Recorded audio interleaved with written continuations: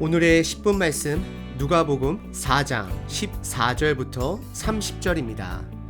오늘 본문은 예수님께서 남쪽에 있는 사해바다 근처 요단강에서 침례를 받으시고 이어서 40일 금식 기도하시고 그 동안에 사단의 시험을 이기시고 북쪽 갈릴리 호수로 올라오셔서 성령의 능력으로 갈릴리 지역 회당에서 말씀을 가르치시는 내용의 시작 부분입니다. 오늘 본문의 중심 장소는 회당입니다.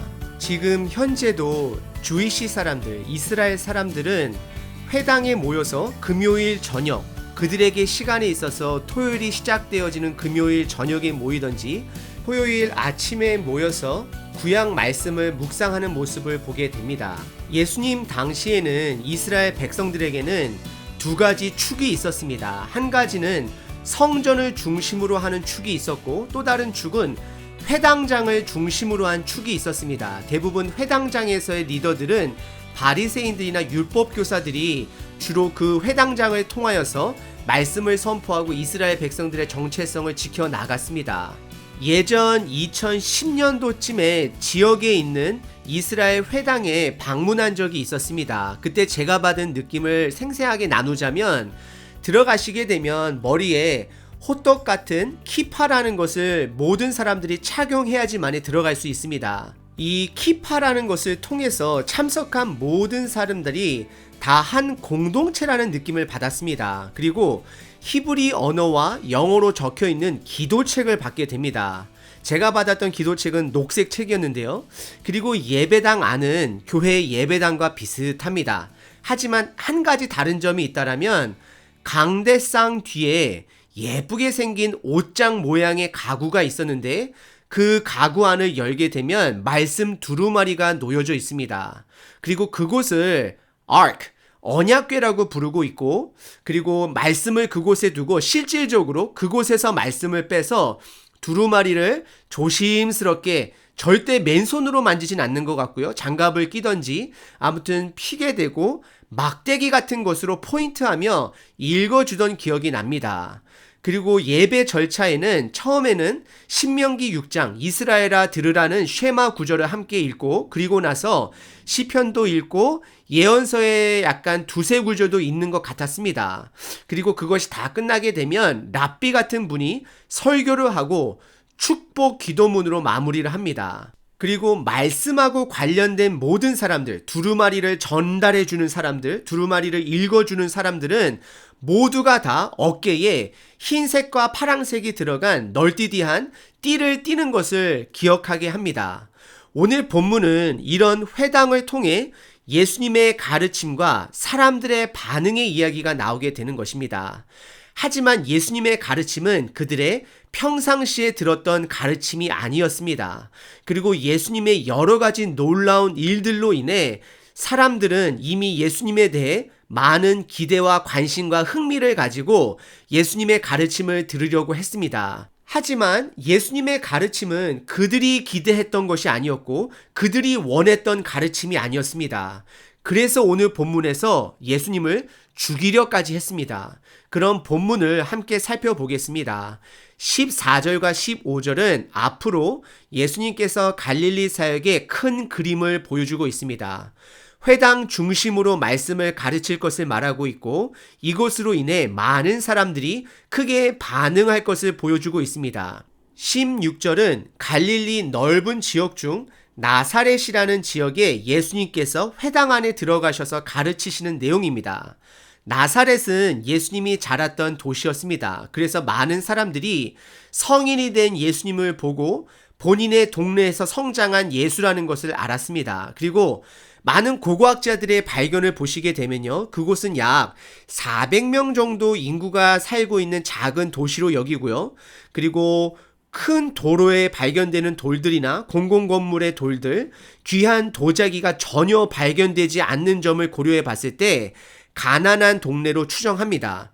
그리고 18절에는 예수님께서 의도적으로 말씀을 이사야의 글을 찾으신 장면이 나옵니다.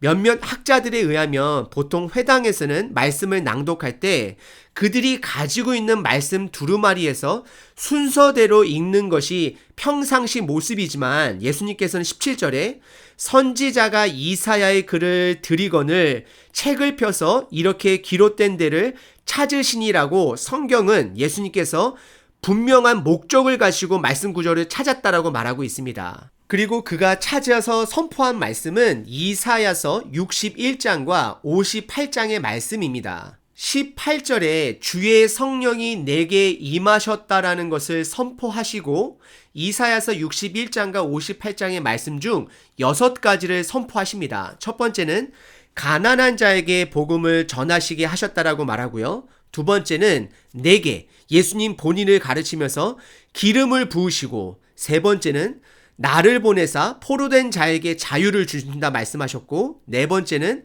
눈먼 자에게 다시 보게 함을 전파하며, 다섯 번째는 눌린 자를 자유롭게 하고, 마지막 여섯 번째는 주의 은혜의 해를 전파하게 하려 한다고 선포를 합니다.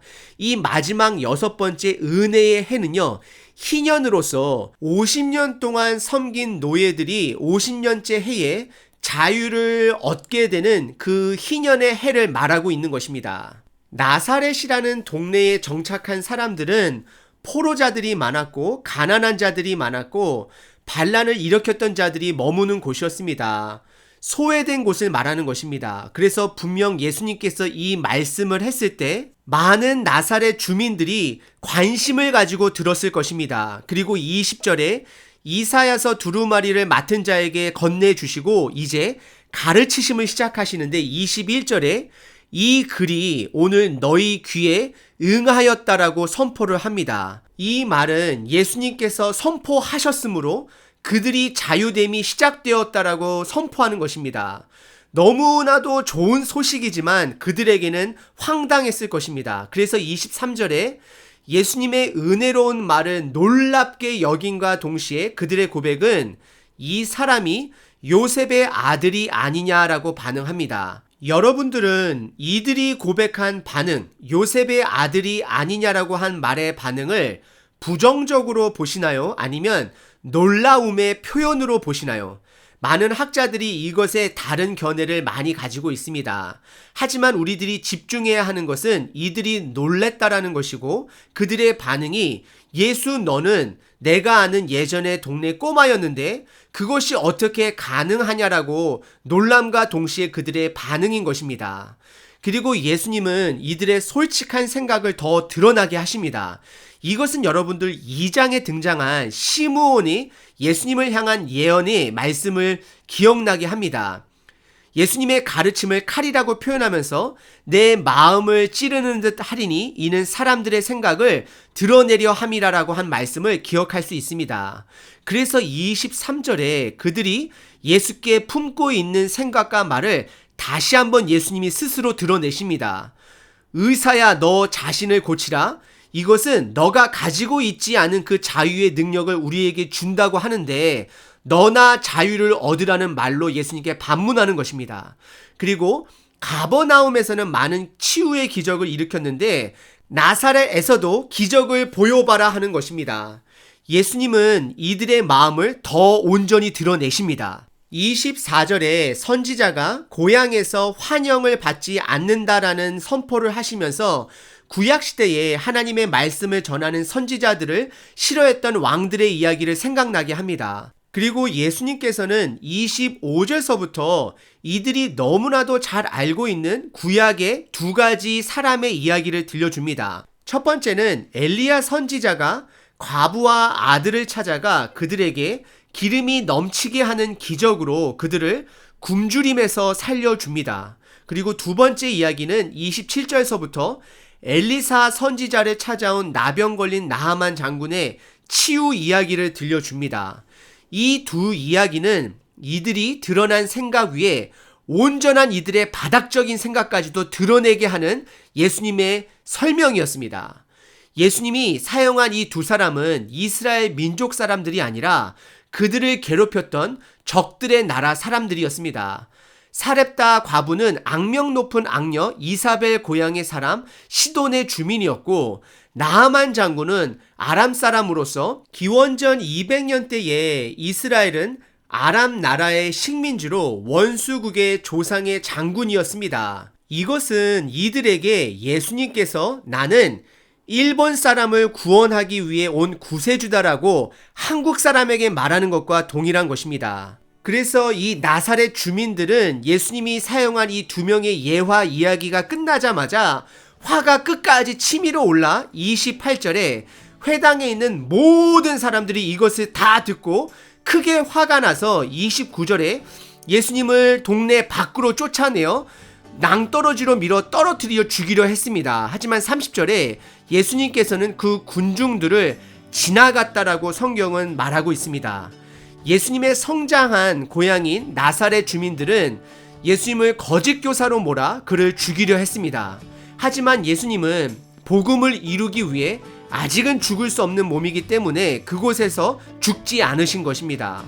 오늘 본문은 우리에게 우리가 나사렛 동네 사람일 수 있다라는 것입니다. 그리고 예수님은 성경 말씀이 되어 지금도 우리에게 우리가 받아들이기에 불편한 진실들을 말할 수 있다라는 것입니다. 우리들이 듣는 성경 말씀이 불편할 때 우리는 그 말씀을 절벽 위에서 떨어뜨리려고 할 때가 많습니다.